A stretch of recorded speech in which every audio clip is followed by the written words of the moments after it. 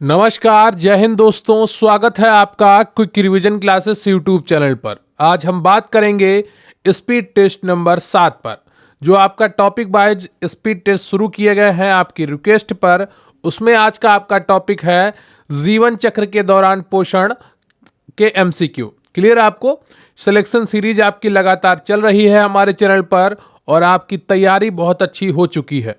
जो लगातार 90 से 80% से ऊपर प्रश्न सही कर रहे हैं इन छोटे छोटे मॉक टेस्ट में, निश्चित रूप से वो काफ़ी अच्छी तैयारी कर चुके हैं और आगे भी करते रहेंगे तो उनका सिलेक्शन पक्का हो जाएगा। स्वयं पर भरोसा बनाकर रखिए और लगातार जुड़े रहिए। आपकी तैयारी 101% करा दूंगा। और प्लीज़ वीडियो को लाइक कर लीजिएगा। चैनल पर नए हैं तो चैनल को सब्सक्राइब कर लीजिएगा। तो चलिए बिना वक्त गवाए शुरू करते हैं आज का ये स्पीड टेस्ट।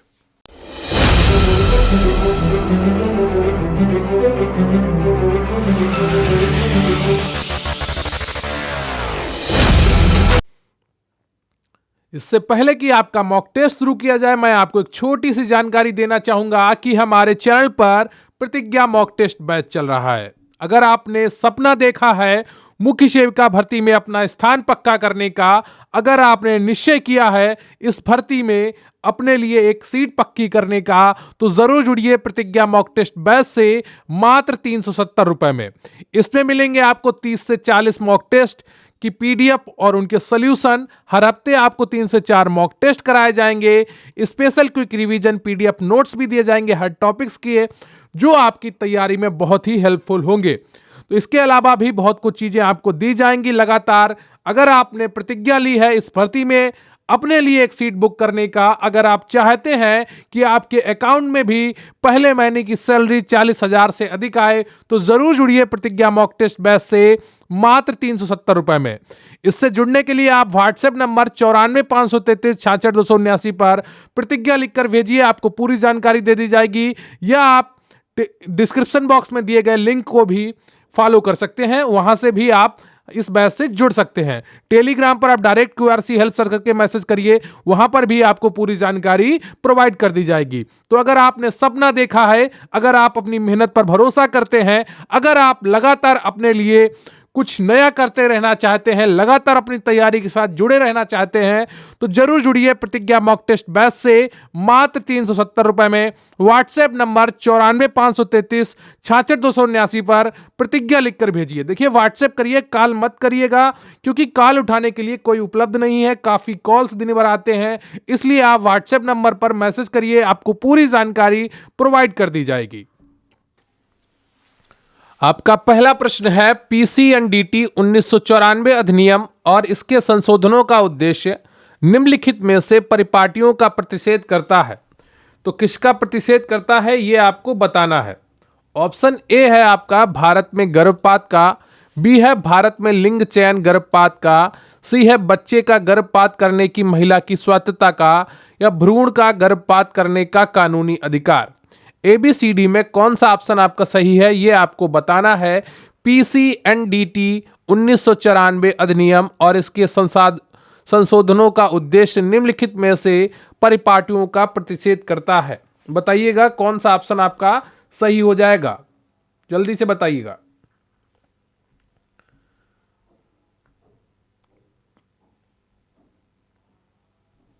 तो इसका सही उत्तर है आपका पहले का बी। क्लियर? आपको भारत में लिंग चयन गर्भपात, इसका फुल फॉर्म क्या है? तो preconception and prenatal diagnostic techniques act 1994। Clear है आपको? अर्थात लिंग चयन प्रतिषेध अधिनियम 1994। यहां पर चयन होगा, व्ययन नहीं होगा। ठीक है। अगला प्रश्न है आपका, प्रजनन औषधि में अल्ट्रासाउंड प्रौद्योगिकी के कारण भारत में गुमशुदा बालिकाओं की आज वाली स्थिति क्यों आई है, जबकि पश्चिमी जगत में यह नहीं है। ऑप्शन ए है आपका पुत्री का उच्च मूल्य, बी है पुत्री के प्रति विरुचि, सी ऑप्शन है पुत्र के प्रति विरुचि, या डी ऑप्शन है आपका विवाह के प्रति विरुचि। बताइएगा कौन सा ऑप्शन आपका सही है। प्रजनन औषधि में अल्ट्रासाउंड प्रौद्योगिकी के कारण भारत में गुमशुदा बालिकाओं की आज वाली स्थिति क्यों आई है, जबकि पश्चिमी जगत में यह नहीं है। दूसरे का कौन सा ऑप्शन आपका सही हो जाएगा? तो दूसरे का जो सही ऑप्शन है आपका वो बी है, पुत्री के प्रति विरुचि यानी कि रुचि ना होना।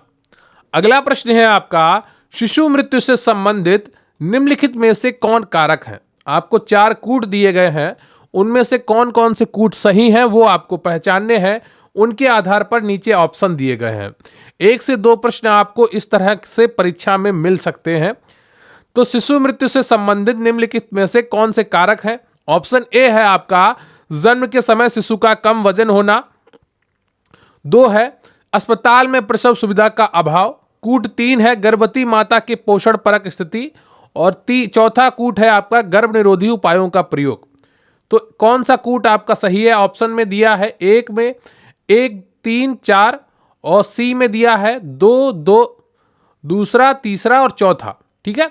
और बी ऑप्शन में दिया है पहला, दूसरा, चौथा। और डी ऑप्शन में दिया है पहला, दूसरा, तीसरा। तो आपको बताना है कौन सा ऑप्शन इसमें सही हो जाएगा। तो इनमें जो सही ऑप्शन है आपके वो है पहला, दूसरा और तीसरा। ठीक है, ये तीनों कूट सही है। गर्भ निरोधी उपायों का प्रयोग ये शिशु मृत्यु के लिए जिम्मेदार नहीं हो सकता या उसका कारक नहीं हो सकता। तो बाकी तीनों में चौथा ऑप्शन है, इसलिए ये तीनों गलत हो जाएंगे। केवल डी ऑप्शन में चौथा ऑप्शन नहीं है, इसलिए डी ऑप्शन आपका बिल्कुल सही हो जाएगा। अगला प्रश्न है आपका, एक समाज विशेष में प्रसव योग्य उम्र की महिलाओं द्वारा उत्पन्न जीवित जन्मे बच्चों की औसत संख्या को क्या कहा जाता है। यह आपको बताना है। ए ऑप्शन है आपका रोगग्रस्तता दर, बी मृत्यु दर, सी प्रजनन दर और डी है आपका जनन शक्ति दर। ABCD में कौन सा ऑप्शन सही है यह आपको जल्दी से बताना है।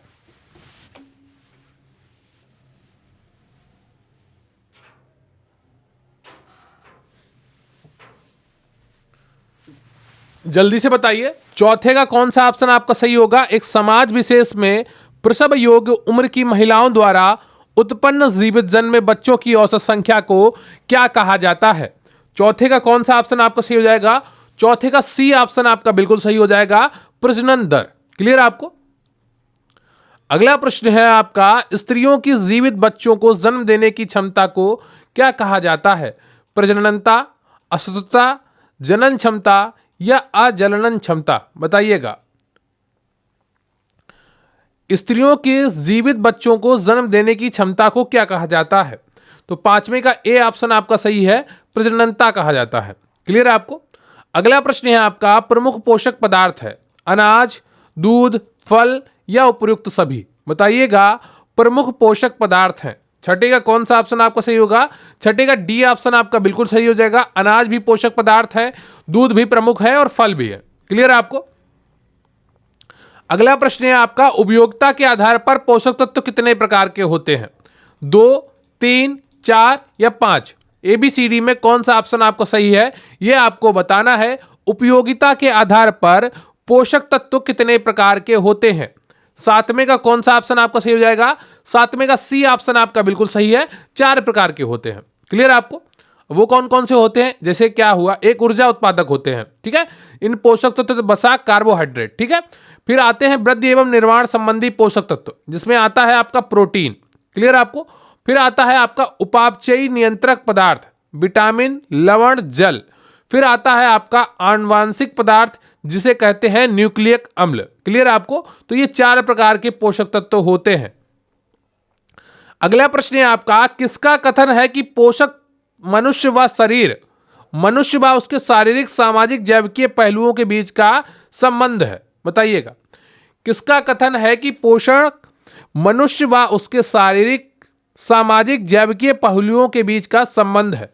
ए पुडकिन, सी वर्नर, बी क्रायड, डी है आपका फेडरिक। इनमें से कौन सा ऑप्शन आपका सही होगा। यहां पर शायद फ्राइड होगा आपका, बी में जो ऑप्शन है। बताइएगा 8वें का कौन सा ऑप्शन आपका सही हो जाएगा।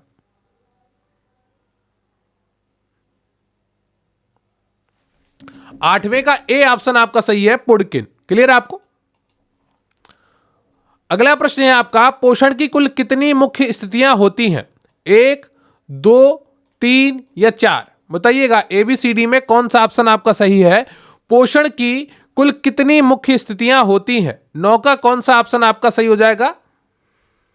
तो 9 का बी ऑप्शन आपका सही है, 2 होती हैं। क्लियर आपको। एक सुपोषण या उचित पोषण, दूसरा होता है कुपोषण या अल्प पोषण। क्लियर आपको? ये पोषण की दो स्थितियां होती हैं। अगला है आपका पोषक पदार्थों को प्रभावित करने वाले कारक कौन से हैं? आयु, लिंग, स्वास्थ्य, उपर्युक्त सभी। बताइए इनमें से कौन से ऐसे कारक हैं जो पोषक पदार्थों को प्रभावित कर सकते हैं? बताइए 10वें का कौन सा ऑप्शन आपका सही हो जाएगा? 10वें का डी ऑप्शन आपका बिल्कुल सही हो जाएगा। क्लियर आपको? आयु से डिसाइड होगा कि हमें किस स्तर का भोजन करना है। हमारा लिंग भी काफी हद तक डिसाइड करता है कि हमें कितनी ऊर्जा की आवश्यकता है। स्वास्थ्य, हमें क्या रोग लगे हैं उसके अनुसार हम डिसाइड कर पाएंगे कि हमें क्या खाना है। इसलिए ये तीनों चीजें पोषक पदार्थों की आवश्यकता को प्रभावित करने वाले कारक हैं। क्लियर आपको? अगला प्रश्न है आपका पोषण शरीर में होने वाली विभिन्न क्रियाओं का संगठन है, यह परिभाषा किसकी है? A Freud, B D E Turner, C Pudkin और डी है आपका क्रो एंड क्रो। बताइएगा इनमें से कौन सा ऑप्शन आपका सही होगा? यहां पर क्रो एंड क्रो होगा। क्लियर आपको? पोषण शरीर में होने वाली विभिन्न क्रियाओं का संगठन है, यह परिभाषा किसकी है? 11वें का कौन सा ऑप्शन आपका सही हो जाएगा? बी डी ई टर्नर की है। क्लियर है आपको? अगला प्रश्न है आपका कौन सा विटामिन दूध में नहीं पाया जाता है? Vitamin A, vitamin B, vitamin D या सभी? बताइएगा कौन सा विटामिन दूध में नहीं पाया जाता है? बताइए।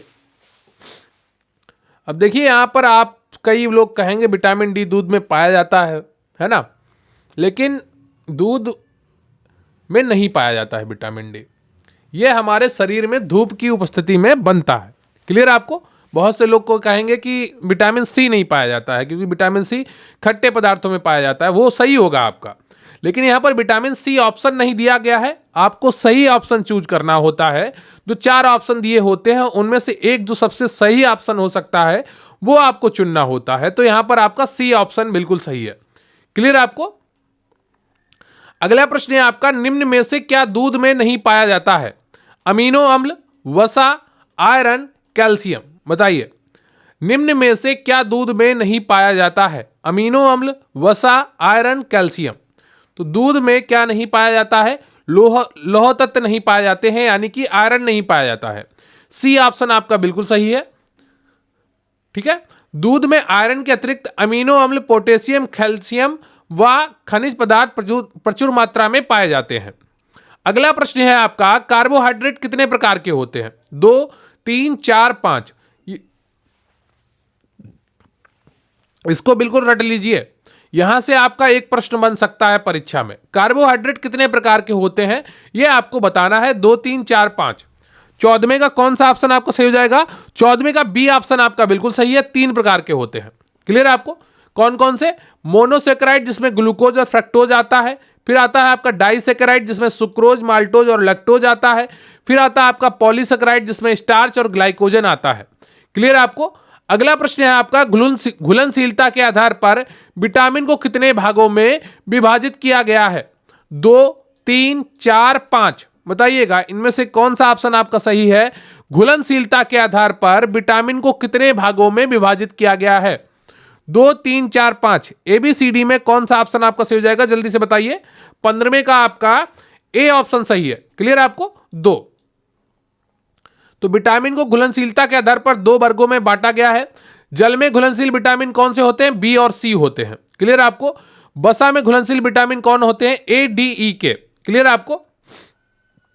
अगला प्रश्न है आपका किस विटामिन का संश्लेषण हमारे शरीर में होता है? बताइएगा किस विटामिन का संश्लेषण हमारे शरीर में होता है? विटामिन ए व B, vitamin C, vitamin D व के या विटामिन के? बताइएगा इनमें से कौन सा ऑप्शन आपका सही है? किस विटामिन का संश्लेषण हमारे शरीर में होता है? बताइएगा। तो 16वें का जो सही ऑप्शन है आपका वो सी है। विटामिन डी व के हमारे शरीर में बनते हैं। क्लियर आपको?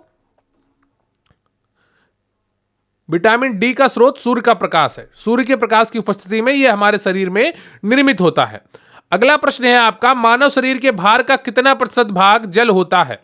45 से 55%, 55 से 65%, 65 से 75% तक या 75.5 से आपका 85% तक? बताइएगा इनमें से कौन सा ऑप्शन आपका सही होगा? यहां पर दशमलव लगा लीजिएगा। मानव शरीर के भार का कितना प्रतिशत भाग जल होता है? तो 17 का कौन सा ऑप्शन आपका सही हो जाएगा? सी ऑप्शन, 65 से 75% तक। क्लियर है आपको? अगला प्रश्न है आपका, किस स्थिति के दौरान प्रोटीन की आवश्यकता अधिक होती है?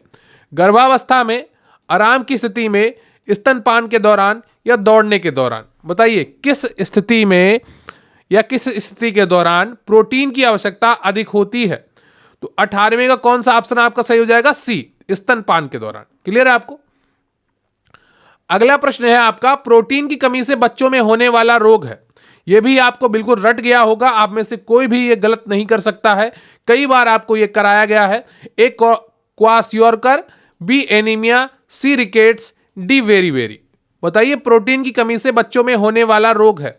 तो 19 का जो सही उत्तर है आपका वो ए है, क्वाशियोरकर। क्लियर है आपको?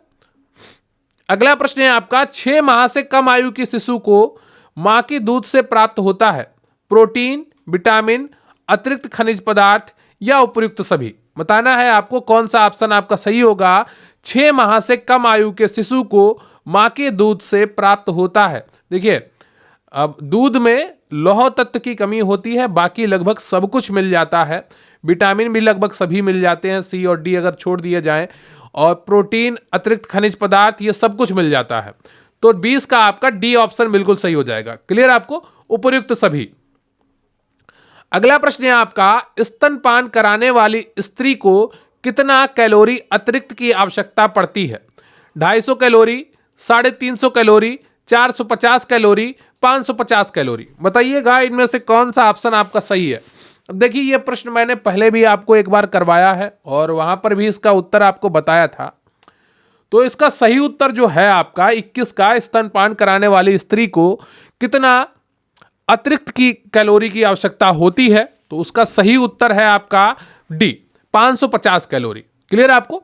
डी 550 कैलोरी यहां पर इन ऑप्शंस के हिसाब से सही है, लेकिन जो आपकी नई आरडीए टेबल है उसके अनुसार आपको 600 सही करना होगा। अगर परीक्षा में 550 लिख के ना आए और 600 लिखा हो तो वहां पर आप 600 कैलोरी सही करेंगे। ठीक है, तो वहां पर आपको क्या करना है? 600 सही करना है। ये क्वेश्चन थोड़ा पुराना है, किताबों में मिलेगा आपको, तो वहां पर आपको 550 दिखेगा, लेकिन हो सकता है क्वेश्चन अपडेट कर दिया जाए, वहां पर 600 लिखा हो तो आप वहां पर 600 सही करेंगे। क्लियर है आपको? तो ये चीजें आपको ध्यान रखनी है। नई आरडीए टेबल में यहां पर 600 कैलोरी की बात कही गई है। क्लियर है आपको? अगला प्रश्न है आपका, सामान्यतः किस अवस्था के बच्चों में प्रोटीन तथा विटामिन की प्रायः कमी देखी जाती है? बताइएगा सामान्यतः किस अवस्था के बच्चों में प्रोटीन तथा विटामिन की प्रायः कमी देखी जाती है? ए शैशवावस्था में, बी बाल्यावस्था में, सी किशोरावस्था में, डी प्रौढ़ावस्था में? बताइएगा। तो 22 का जो सही उत्तर है आपका वो बी है, बाल्यावस्था में। क्लियर है आपको? 5 से 12 वर्ष की उम्र की जो आयु होती है वो बाल्यावस्था होती है। यहां पर प्रायः प्रोटीन और विटामिन की कमी देखने को मिलती है। सामान्य कार्य करने वाले एक औसत युवा पुरुष को प्रतिदिन कितनी ऊर्जा की आवश्यकता होती है? बताइएगा। 23 का कौन सा ऑप्शन आपका सही है? सामान्य कार्य करने वाले एक औसत युवा पुरुष को प्रतिदिन कितनी ऊर्जा की आवश्यकता होती है?